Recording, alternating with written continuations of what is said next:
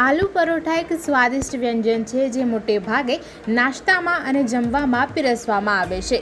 આમ તો આ વાનગી પંજાબની છે, પરંતુ ભારતભરમાં બાળકોથી લઈને વૃદ્ધ સુધી સૌ કોઈને પસંદ હોય છે. તો ચાલો જોઈએ તેની રેસિપી.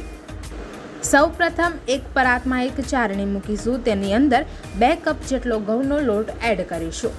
તેને બરાબર રીતે આપણે ચાળી લઈશું. ત્યારબાદ તેની અંદર સ્વાદ અનુસાર 1 ચમચી મીઠું એડ કરીશું. મીઠું એડ કર્યા બાદ તેની અંદર 1 ચમચી જેટલો અજમો હાથથી મસળીને લઈ લઈશું.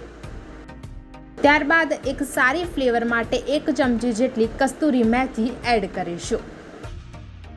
અને હવે મોણમાં 2 ચમચી જેટલું તેલ એડ કરીને બરાબર રીતે થોડું પાણી એડ કરી મિક્સ કરતા જઈશું અને એક કડક કણક બાંધી લઈશું.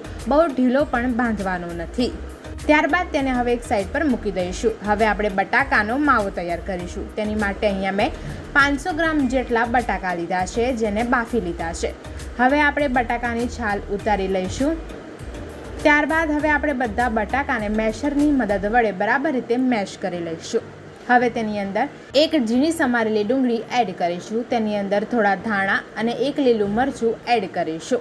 ત્યારબાદ તેની અંદર હવે આપણે સૂકા મસાલામાં 1 મોટી ચમચી ચીલી ફ્લેક્સ, 1 મોટી ચમચી એરેગેનો, 1 મોટી ચમચી ચાટ મસાલો પાવડર એડ કરીશું.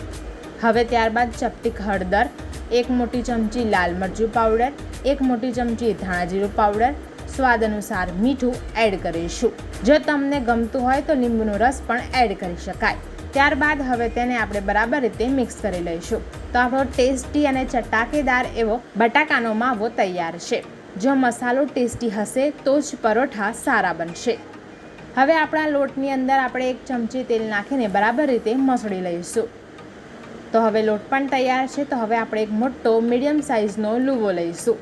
તેને બરાબર રીતે આપણે વણી લઈશું. એકદમ પતલો ને થોડો થીક, કારણ કે હવે તેની અંદર આપણે બટાકાના માવાને એડ કરીશું. રોટલીનો લોવો લીધો હોય તે મુજબ આપણે અંદર બટાકાનો માવો એડ કરીશું. હવે તેની અંદર જો તમને પસંદ હોય તો પનીર અને ચીઝ છીણીને લઈ લેવું. ત્યારબાદ હવે આપણે તેને વાળી લઈશું અને વધારાનો લોટ કાઢીને તેનો બરાબરનો લુવો બનાવીશું. હવે તેને અટામણમાં લગાવી હાથ વડે ચારે તરફ પ્રેસ કરી લઈશું. ત્યારબાદ વેલણની મદદ વડે આપણે હલકા હાથે પરોઠાને વણી લઈશું. તો આપણો પરોઠો વણીને તૈયાર છે. હવે આપણે ગેસ ઓન કરી તેની ઉપર તવો મૂકીશું. તેની અંદર 1 ચમચી જેટલું તેલ ગરમ કરી અને તેની અંદર પરોઠાને શેકવા માટે મૂકી દઈશું. બંને તરફથી મસ્ત મજાના લાલ થાય ત્યાં સુધી આપણે પરોઠાને ક્રિસ્પી થાય ત્યાં સુધી શેકવાના છે. બંને તરફ થોડું તેલ એડ કરતા જઈશું અને આપણા ક્રિસ્પી પરોઠા શેકતા જઈશું. તો તૈયાર છે આપણા ટેસ્ટી ચટાકેદાર એવા નાસ્તાને જમવામાં ઉપયોગી થતા આલુના પરોઠા.